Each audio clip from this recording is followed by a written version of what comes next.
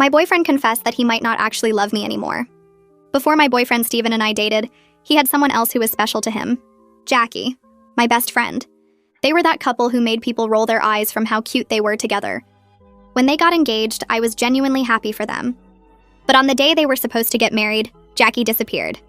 There was no call, no text, no explanation, just gone. And Steven was completely destroyed. I stayed with him that entire month just making sure he didn't do anything stupid. And soon, something between us shifted. 8 months later, we started dating and we've been going steady ever since. Until 2 nights ago when Jackie came back abruptly. I didn't even know she was in town until I saw how Steven was acting like a complete mess all day. Distracted, forgetful, just absolutely out of it. He'd forget we had plans. He'd stare at his phone during dinner. He'd zone out mid-conversation like his mind was somewhere else entirely. And it worried me.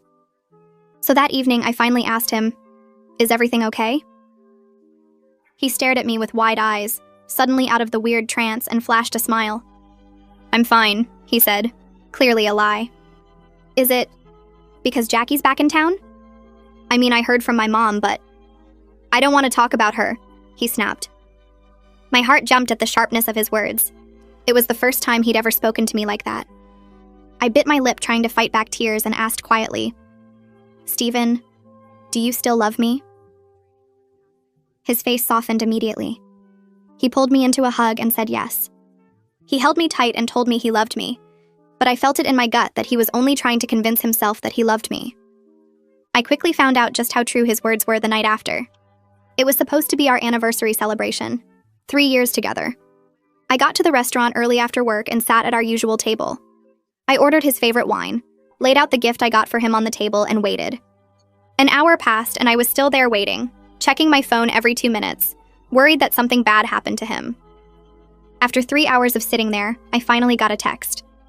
"Sorry, can't make it. Something came up." That was it. No phone call, just those 7 words.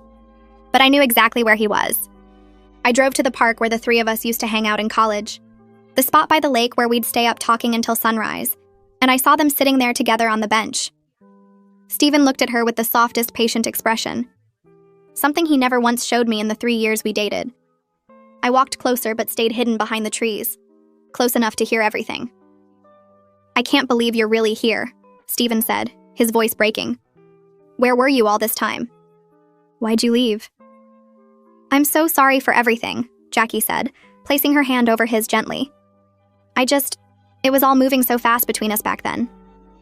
I kept telling myself I was ready for marriage when I wasn't. So I ran.